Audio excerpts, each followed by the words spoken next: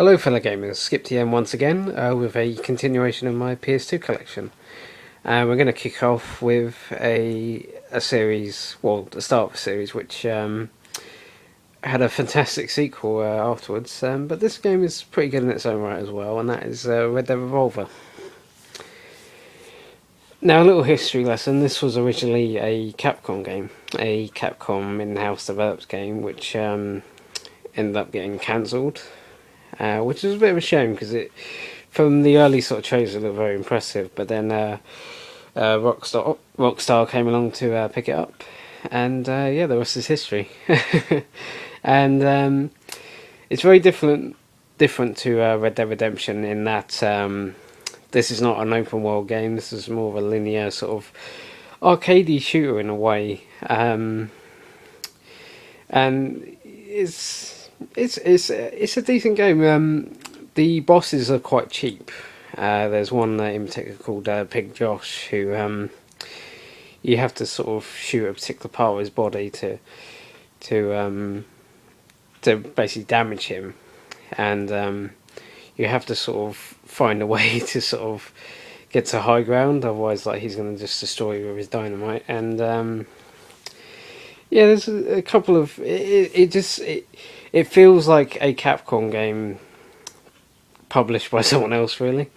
It doesn't feel like a Rockstar game. Like the second one definitely does, but it's still good, and I highly recommend people pick it up. Next up, we have Persona 3, a Shin Megami Tensei game, obviously an RPG. And yeah, I played it for a couple of hours, and it's not bad. I haven't really got hardcore into it yet, but I hear good things, so I'm definitely want to get back into it again and carry on with the story, because I'm intrigued by it so far. Next up, we have Persona 4, which I've not played yet because I want to get through Persona 3 first, which might be a while because I hear it's pretty grindtastic. But yeah, I look forward to playing this as well when I get the chance to. Virtua Fighter 4, have not played, but I did play number 3 on the arcades and the Dreamcast, and loved it. So I sort of look forward to giving this one a go. Next up, we have Tekken 4. Another pretty decent fighting game. I would say that Tekken 5 is better, but the one thing I didn't like about Tekken 5 was the cheap ass final boss, who was Jinpachi, who was just like a dick, basically. But this one, it doesn't play as well as Tekken 5, but it's still decent. It's got like some interesting stories to it with the characters that you play through, and yeah, not bad. Next up, we have Urdygurdy, another game I haven't really played, but it looks okay. It's not it doesn't look like the greatest game in the world, but it's unique at least, and that's what I like in a lot of games. So just a little bit of variety, just to sort of break things up a bit. Otherwise, it just, like, gaming just feels like very dull. Otherwise, if you sort of play the same type of game over and over and over again. Next up, we have Mercenaries. Yeah, I played a lot of this back in the day, and I kind of enjoyed it. It's pretty tough from what I remember, but yeah, I really like this game. It's just you can just go around and just destroy loads of shit, and what's more fun than that, really? But yeah, Mercenaries, very good. Next up, we have Manhunt. Now, I'm going to be honest, and I know a lot of people are not going to like this, but I didn't really like this that much, and it wasn't because of like, oh, it's too violent or whatever, but I just didn't find it that fun to play. It's just like you spend most of the time hiding in the shadows, just sort of waiting to like kill an enemy and just like rinse and repeat over and over again. I know it just got old really fast for me, but if you like this game, I have no problem with that. But yeah, it just wasn't for me. Next up, we have Red Faction. I quite like this game. It's sort of similar to Half-Life in a way. You sort of start off with this random character, and you have to sort of break out of this mining facility, and there's not really a lot of backstory. You just have to try and escape, and then like the story comes along a little bit later on in the game. I played it for a couple of hours and I sort of got stuck. I don't know whether the a part of the game is glitched or whatever, and I have to sort of go back, which would be a pain because like the save files are absolutely huge. So I try not to save more than once on like games with like big save files, but yeah, hopefully I can sort of progress through the game a bit further rather than start all over. Next up we have Red Faction 2,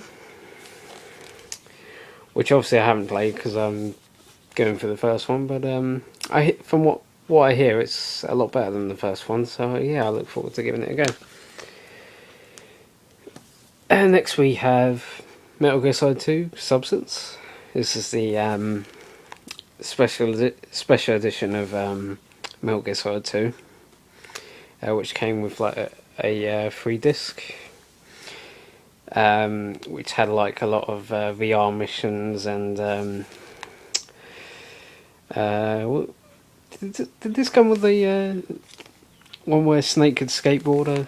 There might have been the PS1 version actually with the original game, but yeah, you got like the main story and VR missions and other little extras like that, and yeah, it's a pretty good collection. I don't have number 3 simply because I want the subsistence version, but it is quite expensive, and also I have the HD collection on the PS3, so it's not one of those games I'm sort of actively hunting out to get, but if I can find it for a decent price, I'll pick it up. Next up I have Forbidden Siren, which is an interesting little game. It's definitely not 9 out of 10 quality. Official PlayStation 2 magazine. But it's decent, you know, it's a different take on the survival horror sort of genre. It's more stealth based. You sort of read into the minds of like the enemies, and you sort of plan on how to avoid them basically. And yeah, it's decent. The voice acting is fucking horrendous in English dub. It really is. It's so bad it's hilarious. But yeah, it's not bad. Forbidden Siren 2, which I have not played. I'm guessing it's more the same as the first one, so yeah, I'll give it a go when I get the chance. Next up is Shadow of Memories. I believe it's called something else in America. I forget the name. I think it's I've forgotten the name. If you do know, post a comment, and yeah, that'd be great. And it's kind of interesting. You sort of go back in time to sort of change history, and it's sort of it's quite novel. It was quite novel for its time, and it's kind of almost like an adventure game in a way, like the old sort of point and click styles. Obviously, it's not point and click, but yeah, it's pretty interesting. Next up we have one of my absolute favourite games, and that is Yakuza. Absolutely love this game. It was actually the only one to come with English voice acting, and it had like big stars like Mark Hamill and Eliza Dushku and people like that.